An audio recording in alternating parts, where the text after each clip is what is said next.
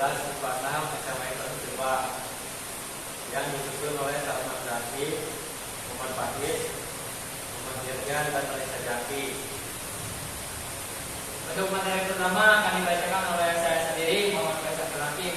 Karya tulis ilmiah yang kami susun dilatar belakangi oleh pendidikan yang memiliki peran sangat penting, yang sangat strategis dalam meningkatkan kualitas sumber daya manusia dan upaya mewujudkan cita-cita bangsa Indonesia dalam mewujudkan kesejahteraan umum dan menjalankan kehidupan bangsa.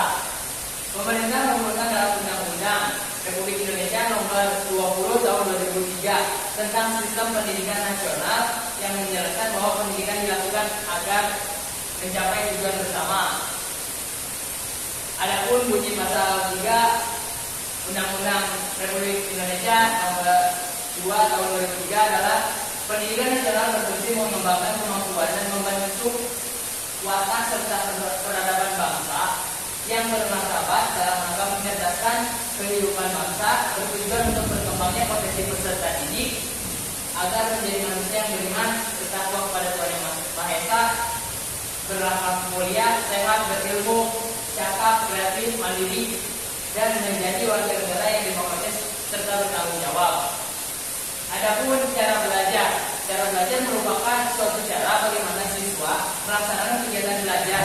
Misalnya, bagaimana mereka mempersiapkan belajar, mengikuti proses belajar, aktivitas belajar mandiri yang dilakukan, pola belajar mereka, cara mengikuti ujian yang mereka lakukan. Kualitas cara belajar akan menentukan kualitas prestasi yang akan siswa dapatkan. Di mana jika cara belajar yang siswa miliki buruk, kemungkinan prestasi yang akan siswa miliki juga akan menurun dan tidak sesuai yang diharapkan. Maka untuk dari hal itu kami selaku penulis ingin mengajak kepada pembaca dan pihak-pihak yang bersangkutan untuk bersama-sama mendukung penelitian yang kami lakukan lebih dalam mengenai pengaruh cara belajar siswa terhadap prestasi siswa. Selanjutnya di sini kami menyimpulkan dari latar belakang itu berupa rumusan masalah, yakni bagaimana cara siswa mendapat cara belajar untuk berprestasi. Yang kedua, bagaimana cara atau metode siswa ketika belajar untuk bisa berprestasi. Yang ketiga, bagaimana cara siswa mengatasi berbagai masalah belajar sehingga dapat terus berprestasi. Dari hasil rumusan tersebut, kita juga menyimpulkan tujuan, yakni yang pertama untuk mengetahui cara siswa mendapatkan cara belajar untuk berprestasi.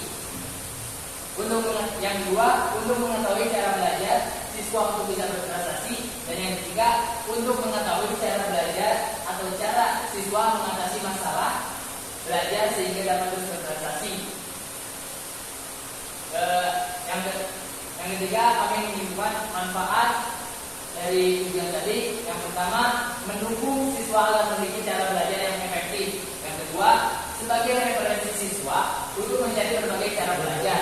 Yang ketiga, untuk memahami berbagai masalah saat belajar dan cara mengatasinya. Adapun hipotesis yang kami susun, yakni pada penelitian ini penulis membuat hipotesis, yaitu cara belajar siswa dapat berpengaruh terhadap prestasi siswa yang didapatkan. Apabila siswa memiliki cara belajar yang baik, maka prestasi yang siswa dapatkan pun akan menjadi lebih baik. Sebaliknya, siswa yang memiliki cara belajar kurang efektif, maka prestasinya pun akan menurun. Namun, di sisi lain, penulis juga berpendapat bahwa cara belajar pun memiliki ikatan yang erat dengan faktor internal dan eksternal yang siswa miliki, di mana hal tersebut dapat berpengaruh terhadap prestasi yang siswa dapat raih.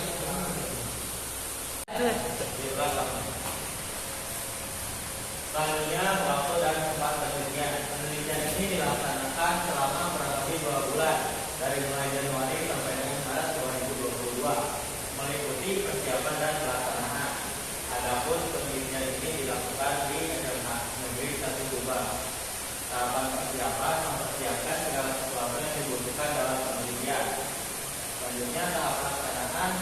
Yang pertama adalah pengajuan judul penelitian dilakukan pada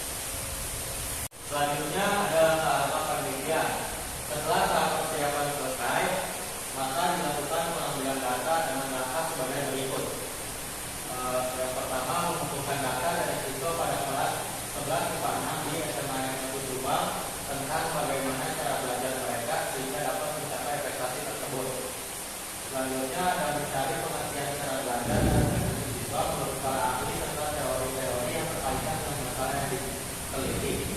Selanjutnya, setelah mendapat teori dan penerapan cara belajar, peneliti menyimpulkan beberapa cara belajar yang efektif untuk berprestasi. Yang selanjutnya menganalisis manfaat dan resiko dari cara belajar yang efektif untuk berprestasi, dan yang terakhir tahap selanjutnya yaitu mulai melakukan penulisan karya tulis ilmiah.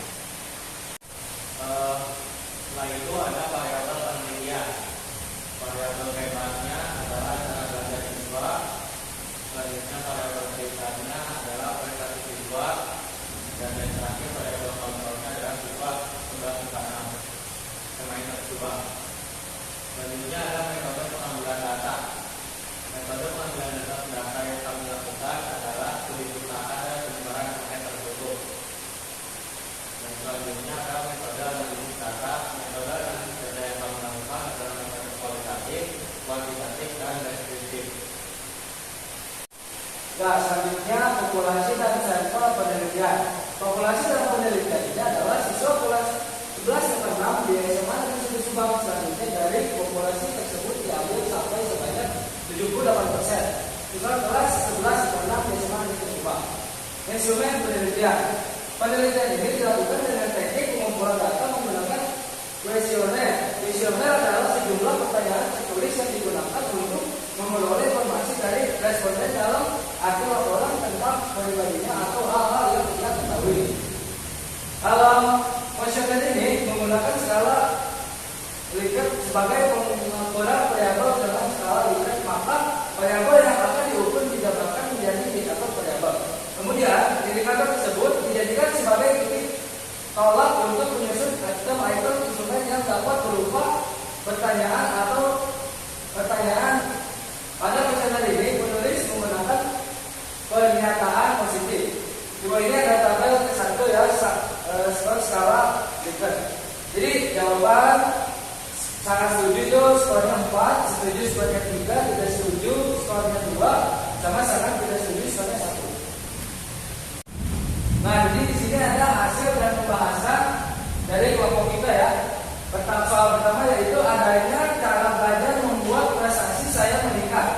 Jenisnya positif, yang sangat setuju itu ada 18, yang setuju 9, dan tidak setuju ada 1, dan sangat tidak setuju itu 0. Jumlahnya ada 1 dan skornya 3,60, dan kriterianya sangat baik. Lalu ada salah satunya yaitu adanya cara belajar membuat saya lebih semangat untuk meraih prestasi. Jenisnya itu positif, yang sangat setuju ada 11, lalu yang setuju ada 15, yang tidak setuju ada 2, dan yang sangat tidak setuju itu tidak ada ya. Jumlahnya itu 93, skornya itu 3,32, dan kriterianya sangat baik. Lalu ada selanjutnya yaitu adanya cara belajar membuat saya menyukai pelajaran. Jenisnya itu positif, yang sangat setuju itu ada 7, yang setuju itu 9, tidak setuju itu ada 10, dan sangat tidak setuju itu ada 2. Jumlahnya adalah 77 dan skornya adalah 2,75, dan kriterianya adalah sangat baik. Lalu ada soal keempat yaitu adanya cara belajar membuat saya mudah untuk berprestasi. Jenisnya positif, yang sangat setuju ada 7, yang setuju 15, tidak setuju ada 6, dan sangat tidak setuju ada 0 yang tidak ada. Jadi jumlahnya ada 85, skornya ada 3,03. Kriterianya baik. Lalu ada soal adanya cara belajar menggunakan saya dalam mengembangkan. Jenisnya itu positif, sangat setuju ada 3, setuju ada 14, tidak setuju ada 9, dan sangat tidak setuju ada 2. Lalu jumlahnya ada 74, skornya 2,64, dan kriterianya baik. Ya, selanjutnya ada pernyataan adanya cara belajar membuat saya lebih aktif dalam pelajaran. Jenisnya itu positif, yang sangat setuju ada 4, yang setuju ada 10, yang tidak setuju ada 13, dan yang sangat tidak setuju ada 1. Ini jumlahnya ada 73, lalu skornya 2,60, dan kriterianya baik. Selanjutnya ada pernyataan adanya cara belajar membuat saya lebih semangat dalam belajar. dibandingkan dengan bermalas-malasan. Itu jenisnya positif. Yang sangat setuju ada 13, yang setuju ada 12, yang tidak setuju ada 3, dan yang sangat tidak setuju itu tidak ada. Ya, jumlahnya ada 94 dan skornya 3,35. Dan kriterianya adalah sangat baik. Lalu selanjutnya ada pernyataan adanya cara belajar membuat kesehatan mental saya meningkat. Itu jenis soalnya positif. Lalu yang sangat setuju ada 9, yang setuju ada 15, dan tidak setuju ada 4, dan sangat tidak setuju ada 0. Lalu jumlahnya ada 89 dan skornya 3,17. Dan ini kriteria baik. Dan selanjutnya ada adanya cara belajar yang membuat saya mengerjakan tugas. Itu jenis pernyataannya itu positif. Lalu yang sangat setuju ada 16, yang setuju ada 2, yang tidak setuju ada 9, dan sangat tidak setuju ada 1. Lalu jumlahnya ada 89 dan skornya 3,17 dengan kriteria baik. Dan pernyataan terakhir adanya cara belajar membuat saya mudah memahami materi. Jenis pernyataannya adalah positif, yang sangat setuju ada 18, yang setuju ada 10, yang tidak setuju ada tidak ada, dan yang sangat tidak setuju pun tidak ada. Jumlahnya itu 102 dan skornya 3,64 dan kriteria sangat baik. Selanjutnya adalah pengaruh cara belajar terhadap prestasi siswa. Dalam hal ini terdapat beberapa faktor yang sangat berpengaruh terhadap prestasi belajar siswa itu sendiri.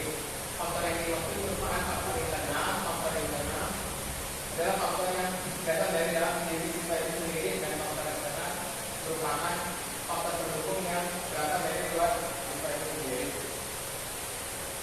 Yang merupakan faktor internal yang pertama adalah faktor fisiologis dan psikologis. Yang kedua adalah faktor eksternal yang merupakan faktor eksternal, yaitu faktor yang berasal dari orang tua, faktor yang berasal dari sekolah, dan faktor yang berasal dari masyarakat. Berikutnya saya mengurangi dampak kesulitan siswa dalam menentukan cara belajar. Berikut ini beberapa cara untuk mengatasi dampak kesulitan dalam belajar. Yang pertama, ajak siswa aktif berpartisipasi. Yang kedua, pendekatan pribadi. Yang ketiga, menciptakan suasana belajar yang menyenangkan. Yang keempat, pemberian ujian. Dan yang terakhir adalah strategi yang tidak sesuai dengan gaya belajar siswa. Dari uraian pembahasan karya tulis ini, penulis menarik kesimpulan sebagai berikut. Cara belajar merupakan sesuatu yang dapat meningkatkan prestasi belajar. Dengan adanya cara belajar, siswa dapat meningkatkan semangat dalam belajar. Cara belajar merupakan upaya siswa dalam meningkatkan kualitas dirinya.